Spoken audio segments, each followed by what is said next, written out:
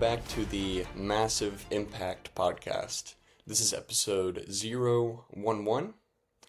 I am the podcast producer, Grant Jones, and today's episode we're going to do kind of a Q&A style podcast in which I'll be asking questions to Patrick related to his experience in engineering, manufacturing, and starting his own company, the VIRATA Group. If you haven't already, please take a moment to just like, comment, subscribe, leave a review, and let us know your thoughts on the Massive Impact podcast so far.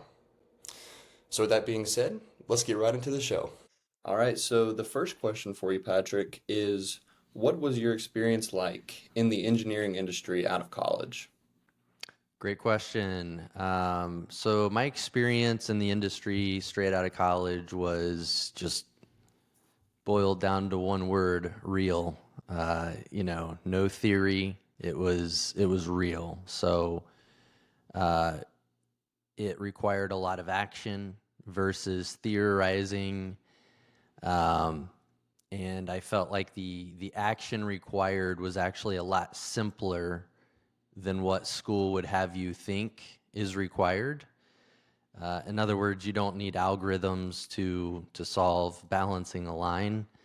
What you need is massive action to balance that line. So yeah, it was real, it was fast paced, and it was a lot simpler. Now don't get me wrong, it's still technical how to streamline a company, but they were just real problems, and really the solution seemed simpler. You didn't have to spend a ton of time figuring these things out. It just required immediate action.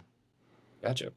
Mm-hmm. Okay, so then that transition from you being out in the industry as an employee to then going from owning your own company, what inspired you to start the VIRATA Group, and how has your vision for the group shaped the company over the years?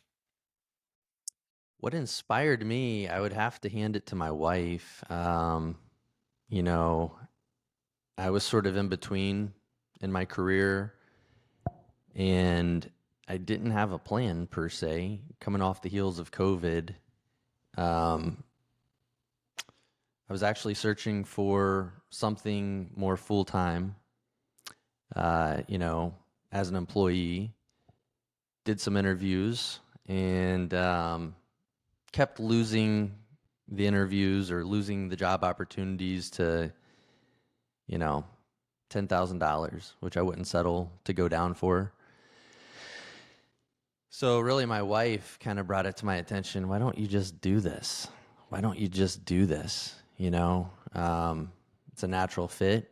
And I guess word got out that I was solo. I was on my own. And, I've got a ton of industry contacts, and it just kind of naturally fell into my lap, quite honestly. And then the second part, what is my vision? So from the very beginning, the vision was to build up a team. And,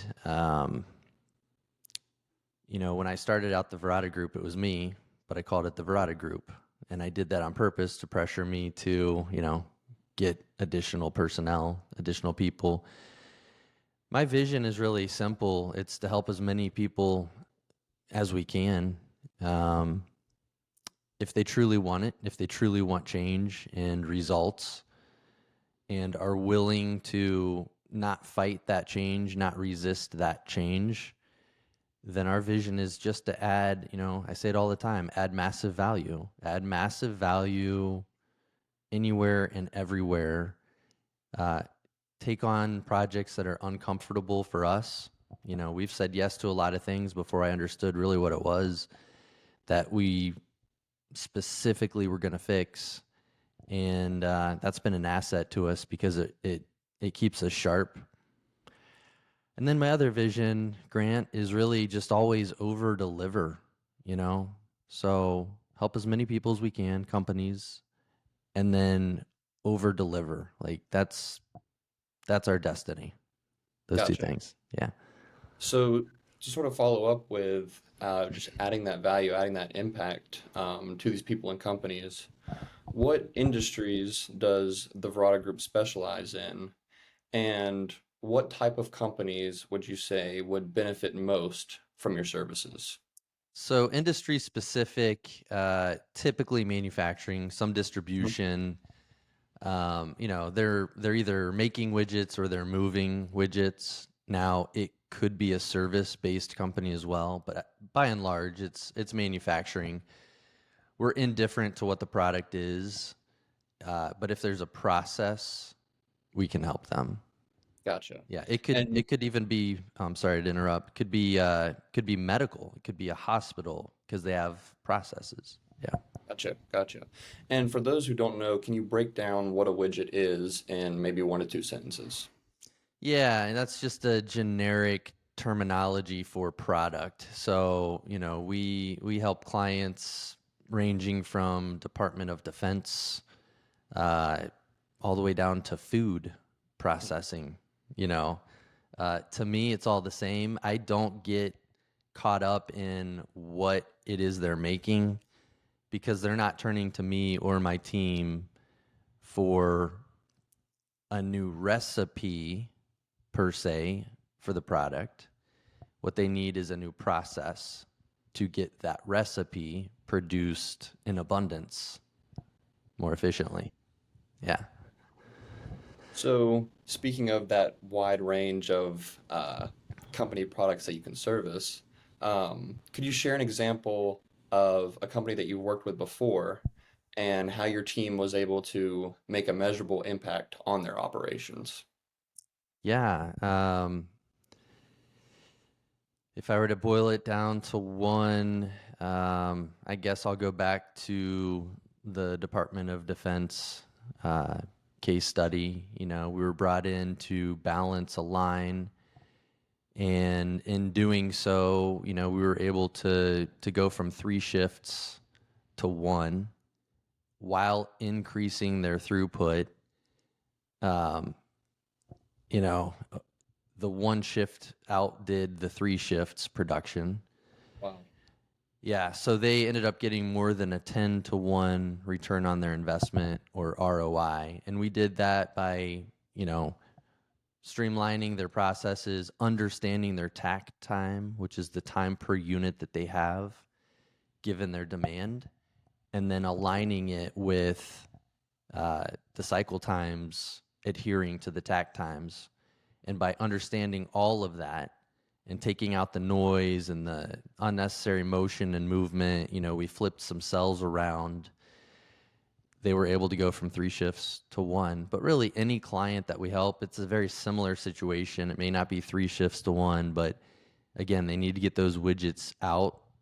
Mhm. Um, Sometimes they turn to us with a capital budget and they say, hey, we want to buy this Cadillac, top of the line piece of equipment.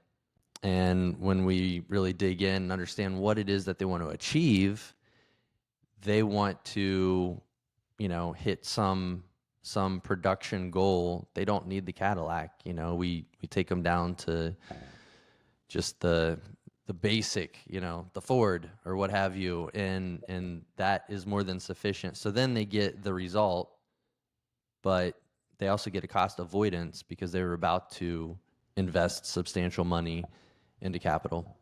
Gotcha. So speaking on how you've you've sort of identified these efficiencies within a company and are saying, hey, maybe you don't need to buy this, but rather do this. How do you approach identifying those inefficiencies? Yeah, I mean it starts with a value stream map, a very generic term, but a very powerful tool. Which again, if you go through the process, if you sort of live through the process as if you were a product being made, starting from the raw material being received, all the way through, scheduling, production, packaging, warehousing. If you go through that value stream, you're going to understand, where the bottlenecks are. You're going to understand where too much labor exists, where not enough labor exists. And again, what is the objective that you're trying to accomplish? Is it more throughput? Is it cost reduction? Typically, you get that with more throughput. Um, you know, is it lining up the takt time with the cycle time? But it all starts with the value stream map. And when done effectively, that will show you exactly what to go and fix. Gotcha. So, the value stream map and the strategies that you just talked about implementing, how do you tailor those to fit unique challenges that different companies may have? That's a great question. So the way to tailor it is really to understand, what is what's your demand today? Within what time frame do you want to hit this demand? Okay. Um, Going back to the capital equipment, we've had clients again looking at the Cadillac, I call it. But if they got that, they would go from 8 hours per shift to being done in 1 hour. So that would shrivel up essentially 80% of their workforce. Well, they don't want that, Right. right? So that's how we tailor it is, hey, what are your expectations? What is it that you're trying to accomplish? And if they know what they're trying to accomplish, then you can tailor the value stream map to meet or accommodate whatever throughput they're trying to achieve. It might be overtime reduction that they're trying to achieve. Sometimes you can add people to a line and reduce the cost. So it really starts with understanding what their dilemma is, Mhm. and then matching, the production rate to what their perceived need is. That's how you can do it. Gotcha. So, say a owner of a company or someone who works for a company is listening to this right now, and they're hearing all this, and they say, well, why not we just try to improve our efficiency internally? So, why should a company consider working with an industrial engineering consultant as opposed to trying to fix some of these inefficiencies internally? I would encourage both. I would encourage that the company identify where they think they need improvement or where they know that they need improvement. But what you get with the VIRATA Group is insane speed. It boils down to how fast do you want the results and what kind of results do you want?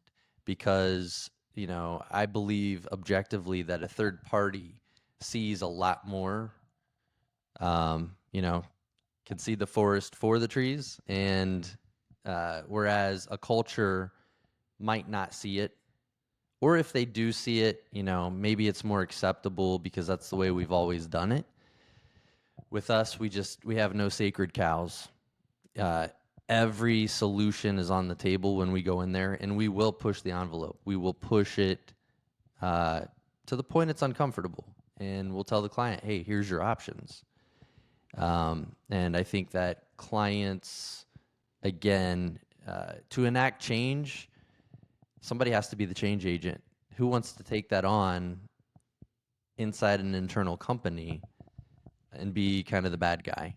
Hmm. Um, Not that we're the bad guy, but we're the objective third party, and we collaborate with our clients. So I would encourage both. I would encourage do what you can, and then look outside for insane speed and results. I really like that line, see the forest for the trees. Yeah. Um, so then, speaking of getting a third party, what would you say sets the Vrata Group apart from other consulting firms who are in the engineering and manufacturing space? I would say the number one differentiator is results. Okay, results. So again, we're not there to theorize. We are there to conduct massive action. And where I've run into other consulting groups, whether they were competitors or not, they get comfortable in the conference room. They, get comfortable not on the floor. whereas the Verata Group will be in the middle of the operation figuring it out with the client. And that's the only way you can. You have to just be in it. You have to immerse yourself in it. So speed and results is what I would say are the differences, and we can measure our results. It's not soft, it's not gray. It's very black and white. Gotcha. So what would you say has been the most rewarding part of running the VIRATA Group? I mean, just the results that we get for our clients, getting a call back from them and hearing that they're doing even better than what they were doing when we were on site because they've even refined the level that we took them. And then, getting the call back to come back and do a different project in a different area. I mean, that's extremely rewarding. And you only get that call if you've made the changes, and made the impact. So it's just rewarding to add value and to see, like in that beginning question, to see a 10-to-1 ROI. Extremely, extremely rewarding. It's measurable, and you can hang your hat on it and say, hey, they got $1 million, annually in perpetuity for a project that cost them 6 figures. That's gratifying. Yeah. So you would say you mentioning companies calling you back. So would you say then that you would work with companies one time? Would you come back and like work with them again? Do you need to come back to certain companies? How does all that work? So our projects are focused typically on one thing, meaning like one line, one cell, one area, one department.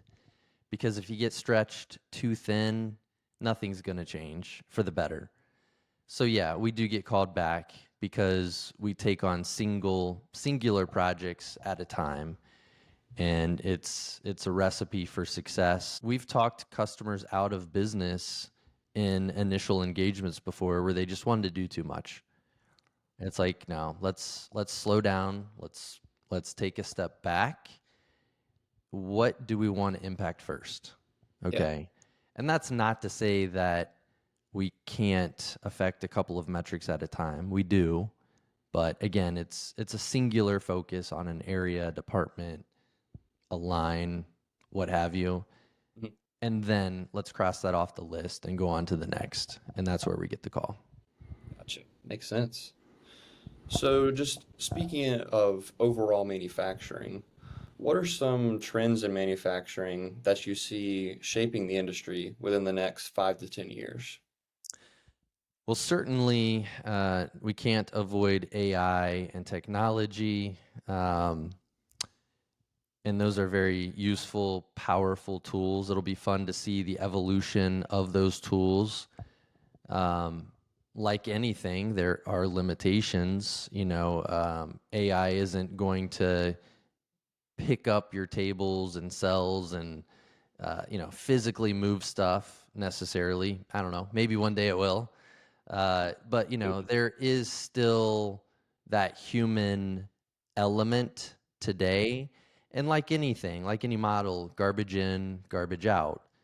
So what are you feeding the AI or the technology? That's certainly going to be a trend that we're going to have to get used to is AI, but digitalization also. So what I mean by that is capturing hourly your metrics digitally, feeding that back into your MRP or ERP system, Mhm. and then that making decisions based on real-time data.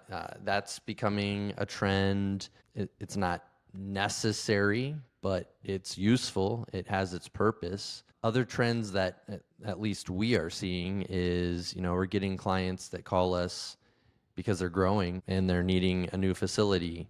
They're needing a new layout. So the trend is our clients are investing heavily right now.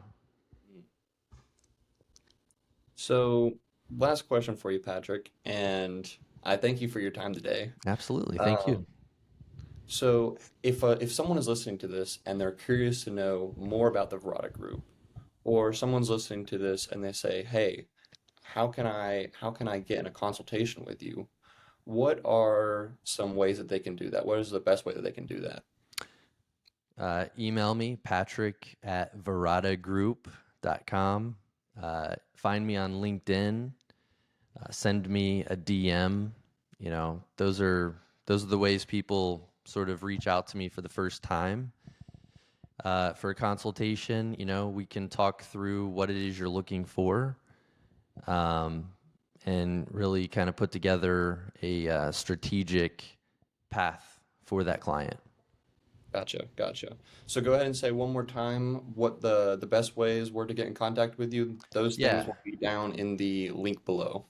Awesome. Yeah. Patrick at VIRATA Group. That'll be in the link below. Find me on LinkedIn, DM me, follow, connect, what have you. Grant, thank you for this podcast. Thank you, Patrick. All right. We'll talk soon. Talk soon.